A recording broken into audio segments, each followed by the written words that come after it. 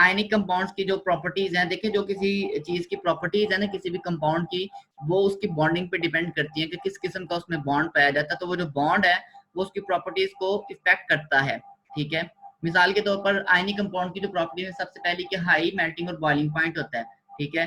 क्योंकि ionic bond के अंदर जो फोर्सेस है ना अट्रैक्शन की, वो सबसे स्ट्रॉन्ग है, स्ट्रॉन्गेस्ट फोर्सेस ऑफ अट्रैक्शन होती हैं आयनिक बॉन्ड जो होता है, ठीक है।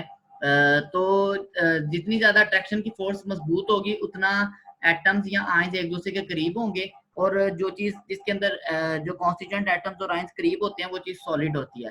तो आयनिक कंपाउंड्स सारे के सारे तक रूम टेम्परेचर पे सॉलिड होते हैं एक तो, और इनका मेल्टिंग और बॉइलिंग पॉइंट बड़ा हाई होता है, ठीक है। क्योंकि मेल्टिंग और बॉइलिंग पॉइंट क्या होता है जी कि वो टेम्परेचर जिस पे वो मेल्ट होता है या वो टेम्परेचर जिस पे वो बॉयल होता है, मतलब उसका जो वेपर प्रेशर है वो एक्सटर्नल वेपर प्रेशर के इक्वल हो जाता है, ठीक है।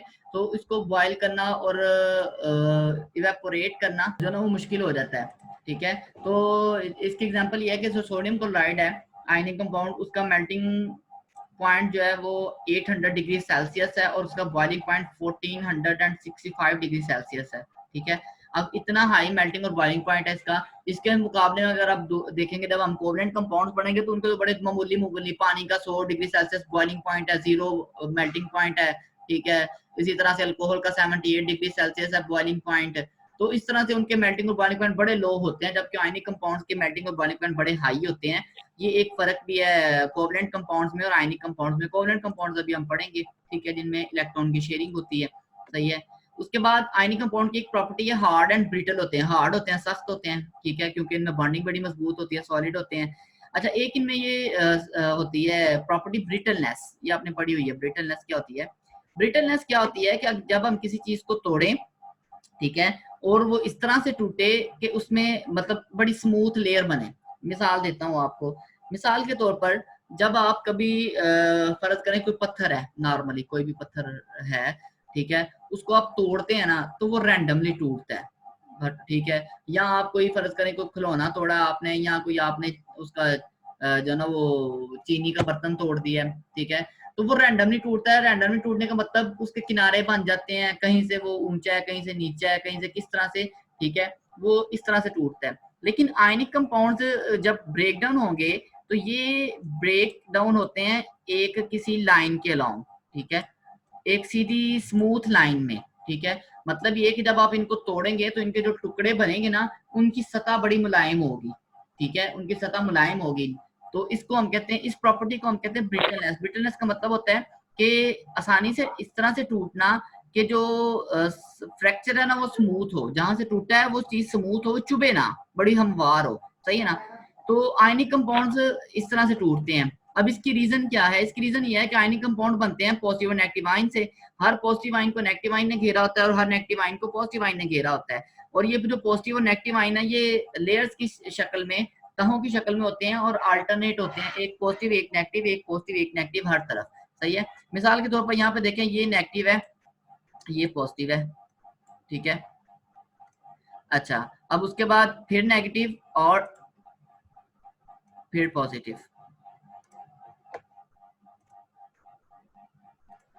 ठीक है, उसके बाद फिर पॉजिटिव। अब ये जो लेयर्स है ना, अगर आप ऊपर से स्ट्रेस अप्लाई करते हैं, आपने ऊपर से जनाब बड़ी जोर से जो ना वो थोड़ी मारी है, तो क्या होगा कि ये जो ना थोड़ा खिसक जाते हैं आगे की तरफ। खिसकने से क्या होता है कि पॉजिटिव पॉजिटिव के सामने आ जाता है, नेगेटिव नेगेटिव के सामने आ जाता है, पॉजिटिव पॉजिटिव के सामने आ जाता है। और जब ये आमने सामने आ जाते हैं, इनके दरमियान रिपल्शन होती है, तो ये यहाँ से क्रैक हो जाता है। और जब ये क्रैक होता है ना, तो पूरी की पूरी लेयर अलग होती है, ठीक है ना। ये जिगजैग मैनर में ऐसे ऐसे ऐसे ऐसे ऐसे नहीं टूटता, ठीक है ना, ठीक है। ये जिगजैग मैनर में नहीं टूटता, ये बड़े स्मूथ मैनर में टूटता है। एक बिल्कुल जो ना वो प्लेन सतह इसकी बनती है जब ये टूटता है। तो इस प्रॉपर्टी को हम कहते हैं ब्रिटलनेस, सही है ना।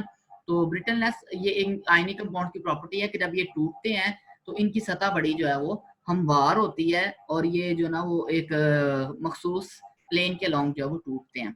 अच्छा, उसके बाद इनकी प्रॉपर्टी है जी कंडक्टिविटी।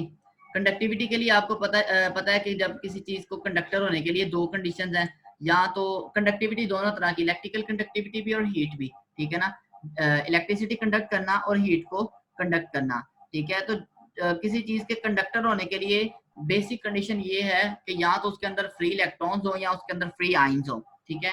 तो आयनिक कंपाउंड जब सॉलिड फॉर्म में होते हैं तो ए पॉजिटिव और नेगेटिव एक दूसरे के साथ, फ्री आयंस का मतलब जो मूव कर सकते हैं, ठीक है, और फ्री इलेक्ट्रॉन्स का मतलब जो मूव कर सकते हैं, ठीक है।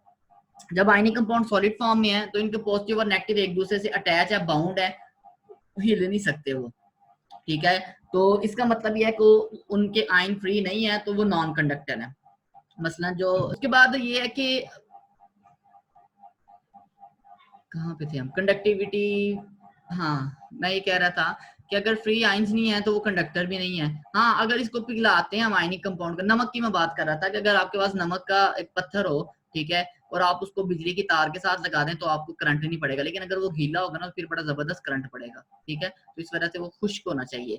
तो ये तजर्बा नहीं करना है ऐसे ऐसे, मतलब वैसे बात कर रहा हूँ ना कि वो नॉन कंडक्टर होता है, लेकिन चूंकि नॉर्मली हवा में मॉइस्चर होता है, वो नमी को जज़ब कर लेता है तो थोड़ा थोड़ा गीला हो जाता है, तो उससे करंट पड़ सकता है, इसलिए आपने ये तजर्बा मतलब नहीं करना। वैसे बता रहा हूँ तो वो नॉन कंडक्टर होता है। अगर वो बिल्कुल ड्राई हो, आप उसको गीला नहीं होने देते तो वो उसमें से करंट नहीं गुजरेगा, ठीक है, ना ही वो हीट को कंडक्ट करता है। लेकिन अगर वो मोल्टन फॉर्म में होगा या सोल्यूशन की शक्ल में होगा तो फिर वो कंडक्टर होगा, उसमें से करंट गुजरेगा क्योंकि सोल्यूशन में फ्री आयंस मौजूद होते हैं, ठीक है। नेक्स्ट इसकी प्रॉपर्टी सॉल्युबिलिटी है।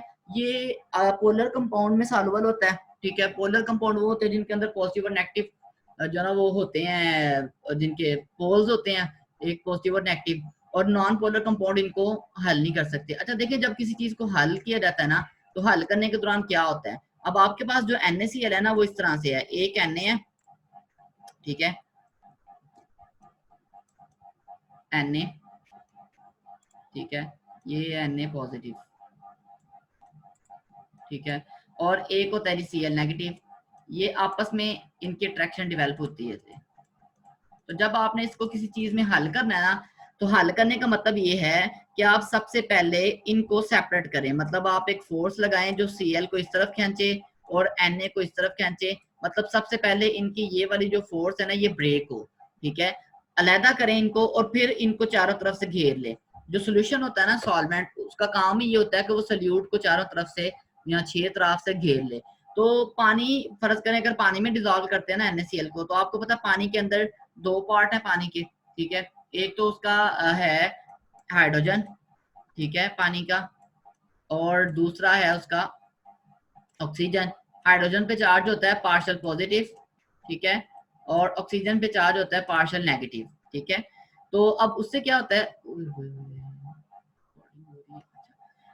तो पॉजिटिव जो पानी का नेगेटिव है ऑक्सीजन, ये सोडियम जो पॉजिटिव पार्ट है उसका, उसको अट्रैक्ट करता है, और पानी का जो पॉजिटिव है ये नमक के नेगेटिव को मतलब Cl को अट्रैक्ट करता है। ये इनको अट्रैक्ट करके सेपरेट कर लेते हैं और उसके साथ अपनी अट्रैक्शन डेवलप कर लेते हैं। ये देखिए ऑक्सीजन ने सोडियम को घेरा हुआ है, ठीक है, मतलब उसके साथ उसकी फोर्स ऑफ अट्रैक्शन अटैच है, और दूसरी दूसरी तरफ हाइड्रोजन जो है उन्होंने क्लोरीन को घेरा हुआ है और उसके साथ उनकी फोर्सेस ऑफ अट्रैक्शन डेवलप है। तो ये इस तरह से वो उसमें पानी में हल हो जाते हैं, ठीक है। तो कोई भी चीज जो आयनिक कंपाउंड को अपने अंदर हल करना चाहती है उसको ये काम करना पड़ेगा। सबसे पहले उसको सोडियम और क्लोराइड को अलहदा करना पड़ेगा, फिर उसको सोडियम और क्लोराइड को चारों तरफ से घेर के उसके पॉजिटिव के साथ अट्रैक्शन डेवलप करनी पड़ेगी, नेगेटिव को नेगेटिव के साथ डेवलप करनी पड़ेगी अट्रैक्शन पॉजिटिव को। तो इसको हम कहते हैं सॉल्युबिलिटी या सॉल्वेशन कहते हैं हम, ठीक है। तो और इस तरह से हम कहते हैं कि ये वाले आयंस जो है वो सॉल्वेट हो गए हैं, एक दूसरे में हल हो गए हैं, ठीक है। तो ये एक आयनिक कंपाउंड्स की एक प्रॉपर्टी है, सही है, कि ये पोलर में सॉल्व होते हैं, क्योंकि नॉन पोलर में इतनी जो है वो होती ही नहीं, पावर ही नहीं होती कि वो उसके पॉजिटिव और नेगेटिव को जो है वो सेपरेट कर सके। तो एक तो ये सॉल्युबिलिटी के हवाले से कि उसके अंदर पॉजिटिव और नेगेटिव आयन किस तरह से डिसॉल्व हो जाते हैं, सही है। तो ये पोलर में सॉल्व होते हैं, क्यों होते हैं, उसकी ये रीजन है कि वो पोलर सॉल्वेंट उसके पॉजिटिव नेगेटिव को अलग करके उसको चारों तरफ से घेर लेता है। दूसरी इनकी प्रॉपर्टी है कि इनके अंदर नॉन डायरेक्शनल बॉन्ड होते हैं। लेकिन नॉन डायरेक्शनल बॉन्ड ये होता है कि अट्रैक्शन की कोई सीमत नहीं होती। जो एक पॉजिटिव है ना, ये लेट्स सपोज एक पॉजिटिव है, इसकी अट्रैक्शन हर तरफ लग रही है, इसके हर तरफ किसी भी तरफ कोई नेगेटिव आएगा ना तो ये उसको करेगा अट्रैक्ट कर लेगा, ठीक है। मतलब किसी भी तरफ इसके नेगेटिव चार्ज आएगा तो ये उसको क्या करेगा, अट्रैक्ट कर लेगा। इसकी कोई मखसूस डायरेक्शन नहीं है अट्रैक्शन के लिए। तो ये नॉन डायरेक्शनल फोर्स है। मिसाल के तौर पर पानी देखे ना, पानी में हाइड्रोजन और ऑक्सीजन का बॉन्ड बना हुआ है ना, तो ऑक्सीजन और हाइड्रोजन की अट्रैक्शन सिर्फ यहीं पे है, इस तरफ कोई अट्रैक्शन नहीं है, इस तरफ कोई अट्रैक्शन नहीं है, इस तरफ कोई अट्रैक्शन नहीं है, सिर्फ इस तरफ अट्रैक्शन है और इस तरफ अट्रैक्शन है। तो ये इसकी एक डायरेक्शन है अट्रैक्शन की, इसको हम कहते हैं डायरेक्शनल बॉन्ड, ठीक है। जबकि आयनिक बॉन्ड की कोई डायरेक्शन नहीं होती, उसको हम कहते हैं ये नॉन डायरेक्शनल बॉन्ड है, ठीक है, ये इसकी कोई सिमत नहीं होती।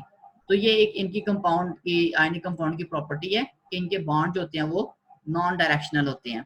और लास्ट पे इनकी एक प्रॉपर्टी क्रिस्टलाइन स्ट्रक्चर है, आपने पढ़ा हुआ है। अब दो तरह के सॉलिड होते हैं, अमॉर्फस सॉलिड होते हैं जिनकी कोई प्रॉपर शेप नहीं होती और क्रिस्टल नहीं बनते, और एक क्रिस्टलाइन सॉलिड होते हैं जिनके क्रिस्टल बनते हैं बाकायदा। क्रिस्टल कहते हैं कलम को, मतलब एक मखसूस जैसे चीनी के क्यूब्स होते हैं ना डब्बे डब्बे से, या जैसे आपने देखा हुआ चाइनीज साल्ट जो जिसको हम कहते हैं उसके लंबे लंबे नीडल्स होते हैं, तो वो मखसूस शेप है उनकी। चाइनीज साल्ट जहाँ पे भी होगा वो जिसको हम चाइनीज साल्ट कहते हैं उसका एक्चुअल कुछ और नाम होता है, तो वो उसके लंबे लंबे नीडल टाइप क्रिस्टल होंगे, चीनी के हमेशा क्यूब्स की शक्ल में होते हैं, तो इसको हम कहते हैं क्रिस्टलाइन स्ट्रक्चर। तो आयनिक कंपाउंड्स का क्रिस्टलाइन स्ट्रक्चर होता है, ये आपने फर्स्ट ईयर में पढ़ा हुआ है कि इनके क्यूबिक, हेक्सागोनल, टेट्रागोनल, ट्राइगोनल और वो सारे इनके जो ना वो क्रिस्टल के 7 फॉर्म्स आपने पढ़े हुए, 7 क्रिस्टल स्ट्रक्चर पढ़े हुए हैं।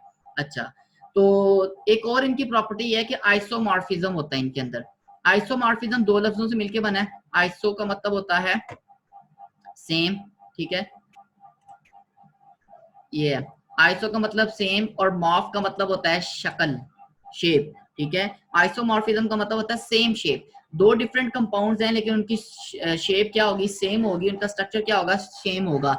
तो ये फिनोमिना होता है आयनिक कंपाउंड्स में कि दो डिफरेंट कंपाउंड, मिसाल के तौर पर सोडियम क्लोराइड है और मैग्नीशियम ऑक्साइड है, इनका जो ना वो एटम्स डिफरेंट है दोनों में, ठीक है, लेकिन उनका क्रिस्टलाइन स्ट्रक्चर क्या होता है, सेम होता है। दोनों का स्ट्रक्चर, ये डायग्राम आपको नजर आ रही है, दोनों का स्ट्रक्चर क्या है, मिलता जुलता है, एक जैसा है बिल्कुल, ठीक है। और उसकी एक रीजन ये भी होती है कि इनका इंटरनल स्ट्रक्चर सेम होता है, मतलब इनकी इलेक्ट्रॉनिक कॉन्फ़िगरेशन सेम होती है। कैसे, देखिए सोडियम के अंदर भी जब सोडियम आयन बनता है, ठीक है, Na पॉजिटिव, ठीक है, Na पॉजिटिव के अंदर भी क्या होता है कि 10 इलेक्ट्रॉन होते हैं, ठीक है। मैग्नीशियम Mg2 पॉजिटिव, इसके अंदर भी कितने होते हैं जी, 10 इलेक्ट्रॉन, ठीक है। मैग्नीशियम +2 के अंदर भी कितने हैं, 10 इलेक्ट्रॉन। इसी तरह जो F नेगेटिव है, F नेगेटिव के अंदर जो ना वो 8 इलेक्ट्रॉन है, बल्कि इसके अंदर भी 10 हैं। हाँ, F नेगेटिव के अंदर 10 इलेक्ट्रॉन है, और O2 नेगेटिव के अंदर भी कितने हैं, 10 इलेक्ट्रॉन है, ठीक है। तो इन सब के अंदर इलेक्ट्रॉन की तादाद, सबके अंदर जो है वो इलेक्ट्रॉन की तादाद 10-10 होती है। इसकी वजह से हम कहते हैं कि इनके अंदर जो ना वो सेम तरह का स्ट्रक्चर या सेम तरह की जो ना वो अरेंजमेंट की पॉसिबिलिटी मौजूद होती है, ठीक है। तो इस वजह से हम कहते हैं कि ये जो है वो एक दूसरे के क्या होते हैं, आइसोमॉर्फिक होते हैं, इनकी शेप क्या होती है, सेम होती है, ठीक है। उसके बाद और भी इनकी जो ना वो एक दो प्रॉपर्टीज वहां पे मेरे ख्याल लिखी हुई हैं, क्या उसे कहते हैं बुक में, उसको पढ़ लीजिएगा, उसको देख लीजिएगा, ठीक है। तो ये हमारा था आयनिक बॉन्ड। इसकी जब आप इसको पढ़ें अच्छी तरह से, अच्छा इसकी जो चीजें हमने डिस्कस की है ना उनको ही आपने पढ़ना है, बाकी चीजों को जो ना वो थोड़ी एक्स्ट्रा है उनको हमें करने की जरूरत नहीं है, क्योंकि हमारे सिलेबस में सिर्फ इतना मेंशन है कि जो केमिकल बॉन्डिंग की टाइप्स है ना, हमने उन टाइप्स को ब्रीफली डिस्कस करना है कि वो होता क्या है और उसके अंदर जो है वो किस किस तरह के जो है वो प्रॉपर्टीज क्या होती हैं उन कंपाउंड्स की, ठीक है। तो इतना सा हमने जो ना वो उसमें से डिस्कस करना है, और ये एक ब्रीफ इतना एक कंप्लीट टॉपिक बन जाता है हमारा आयनिक बॉन्ड का। इस हवाले से किसी का कोई क्वेश्चन हो तो वो कर लें।